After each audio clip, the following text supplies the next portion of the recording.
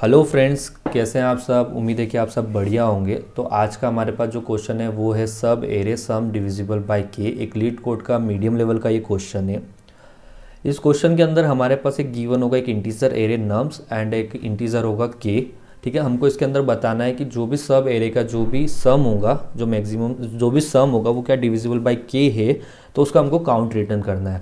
तो अगर हम बात करते हैं कि सब एरेज होते क्या है, अगर हम सब एरेस को देखें तो मेरे पास गिवन है ए बी सी करके एक एरे है। ठीक है, तो इसके अंदर सब एरे होगा, पहले ए एक सब एरे होगा मेरे पास, एक बी सब एरे होगा, एक सी सब एरे होगा। ठीक है, ए बी मेरा सब एरे होगा और बी सी मेरा सब एरे होगा। ठीक है, और ए बी सी भी मेरा एक सब एरे होगा। ठीक है, मैं कह सकता हूँ कि मेरी जो सिंगल यूनिट है वो भी एक सब एरे होगी, जो अगर दो यूनिट मिलके बन रही वो भी सब एरे होगी, और मेरा पूरा एरे भी एक सब एरे होगा। ठीक है, आई थिंक आपको क्लियर हुआ होगा सब एरे क्या होता है। ठीक है, अगर हम इसके क्वेश्चन की बात करते हैं तो क्वेश्चन में हमको ये देखना है कि जो भी मेरा सब एरे है उसका जो भी सम होगा, अगर वो डिवाइड करता हूँ मैं उसको के से, अगर इक्वल टू उसमें ज़ीरो आता है, अगर कोई रिमाइंडर नहीं रहता, तो मैं उस पार्ट को कह सकता हूँ कि वो डिविजिबल बाय है के साथ। ठीक है, सपोज करो मेरा ए वाला पार्ट डिविजिबल है, बी वाला पार्ट डिविजिबल है और ए प्लस बी वाला डिविजिबल है, तो इस केस में मेरा रिटर्न होगा 3, जो कि मेरा आंसर होगा। ठीक है, अगर हम इसको एज एन ए देखें कि जो अप्रोच हो सकती है, तो क्या मैं सब एरे को ऐसे दो फोर लूप लगाता हूँ। सपोज़ एक फोर लूप लगाऊँ मैं यहाँ पे, आई जो मेरा जाएगा 0 टू n तक जाए। ठीक है, दूसरा इसके अंदर एक लूप ले लूँ जे, जो कि मेरा आई प्लस 1 टू n तक जाए, और ये मुझे सब एरेस का जो सम होगा वो मुझे बता दे।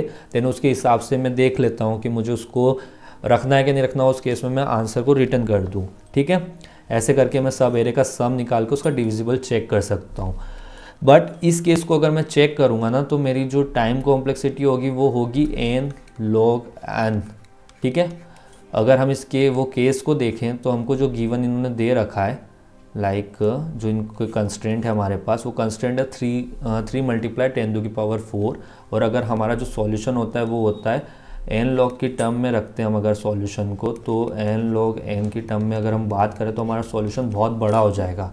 आई थिंक कि वो इसकी जो टाइम कॉम्प्लेक्सिटी टाइम लिमिट को एक्सीड कर जाएगा, तो हमको थोड़ा ऑप्टिमल सोचना पड़ेगा। अगर हम इसको ऑप्टिमल में थोड़ा सोचते हैं तो ऑप्टिमल में अगर हम इसकी इन टर्म ऑफ के में बात करते हैं, जो मेरा सब एरे का जो सम होगा हमको के से डिविजिबल करा के देखना है।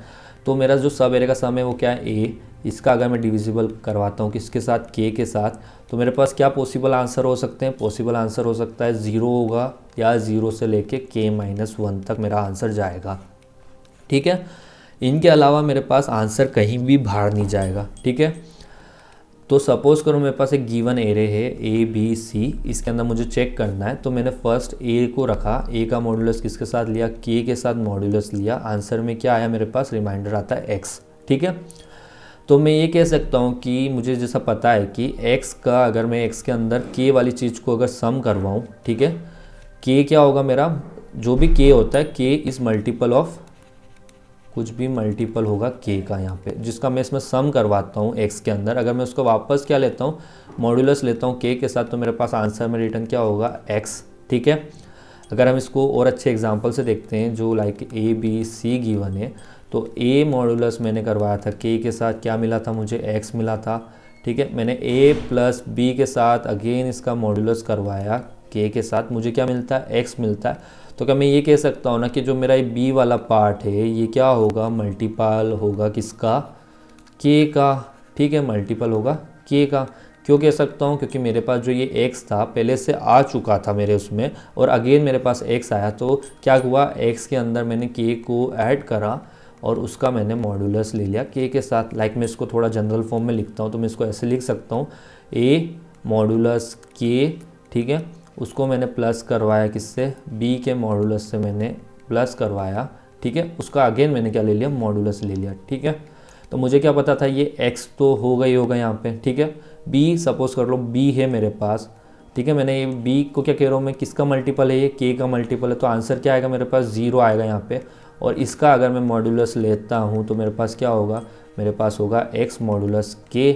ठीक है, तो x हमारे पास ऑलरेडी है, तो इट मीन्स क्या हो गया कि x हमारे पास जो आ चुका है x, अगर इसके अंदर मैं कुछ भी k के मल्टीपल को ऐड करूँगा तो मेरे पास, अगर मॉड्यूलस लूँगा इसका, तो मेरे पास आंसर क्या आएगा, मेरे पास आंसर में रिपीट होगा x। ठीक है, आई थिंक समझ में आया होगा।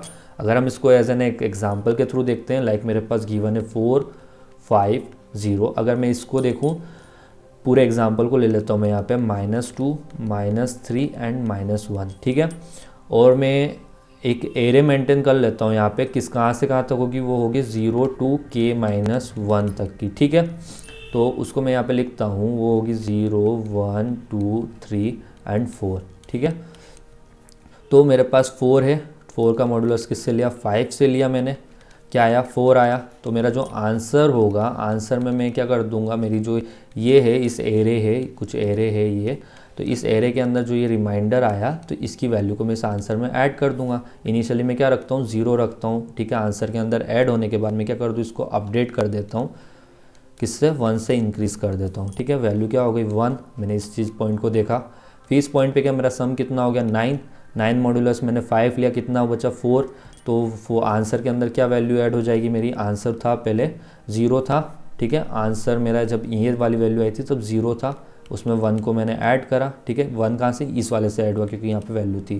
ठीक है, अब 1 वैल्यू मेरी यहाँ पे ऐड हुई, देन मेरे को इसका क्या करना है, इंक्रीज़ करना है, इसको मैं 2 कर दूंगा। ठीक है, अगेन मैं 0 पे गया, 9 + 0 कितना हुआ, 9 + 0 कितना हुआ, 9 ही हुआ। 9 का वापस मॉडुलस लिया 4। ठीक है, 4 आया मेरे पास यहाँ पे। आंसर के अंदर मैं क्या ऐड करूँगा, 2 को ऐड करूँगा, तो आंसर क्या हो जाएगा मेरा 3 हो जाएगा। ठीक है, और यहाँ पे कितना लिख दूंगा 3।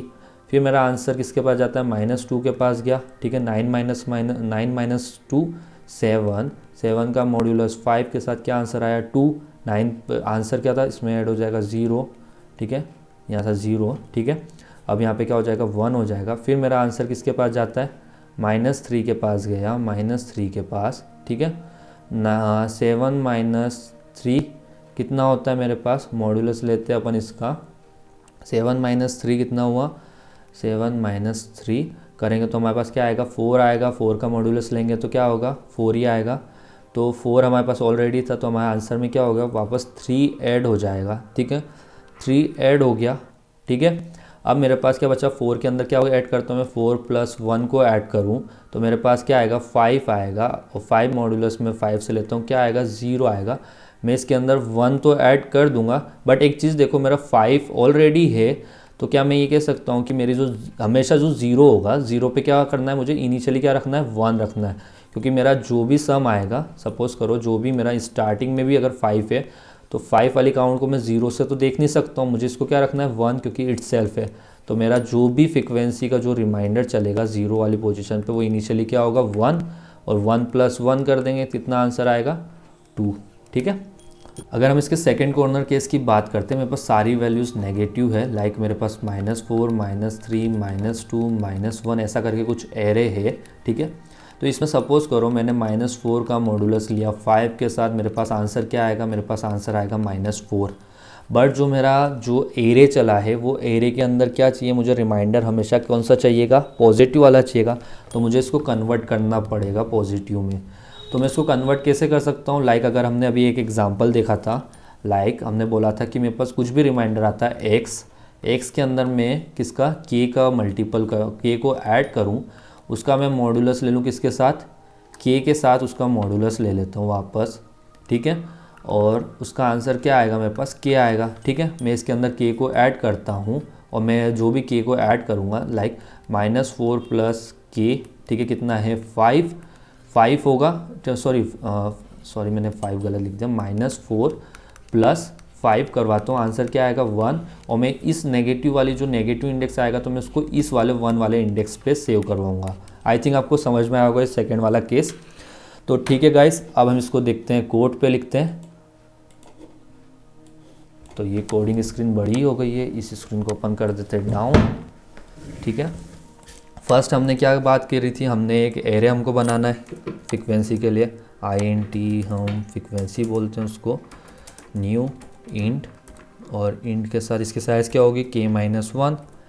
ठीक है, अब हमको चाहिएगा int सम, जिसके अंदर हम करवाएंगे सबका सम। ठीक है, और एक फॉर लूप लगा लेते हैं, फॉर i इक्वल टू 0, आई मेरा जाएगा कहाँ तक, k तक जाएगा।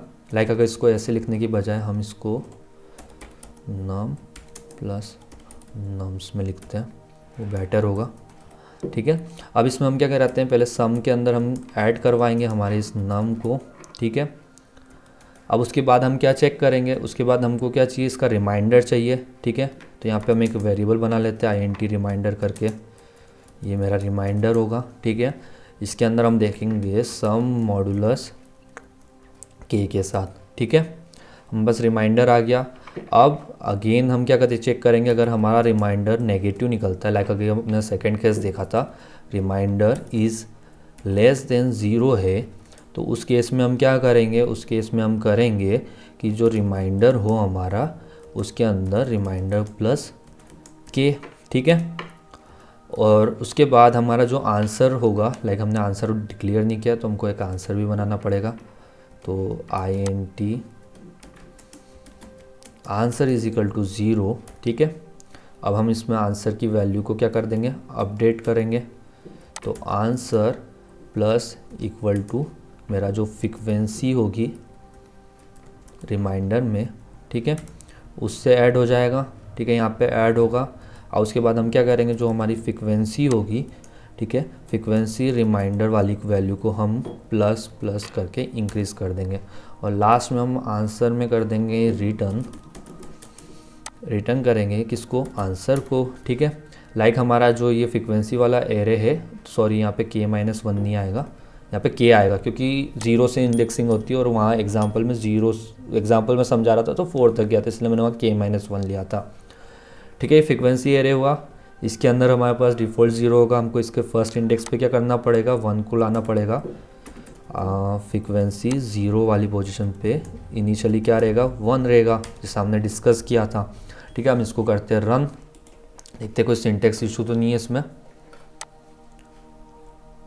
न्यू इंट के यहाँ पे ओके, यहाँ पे फ्रीक्वेंसी के यहाँ पे मैंने इसको एरे टाइप नहीं बताया, ठीक है, एक ये है ओके, इसी के रिगार्डिंग इशू है।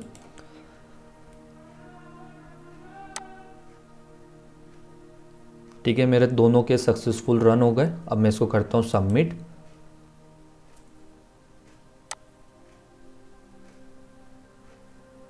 ठीक है, मेरा कोड भी सक्सेसफुल सबमिट भी हो गया है।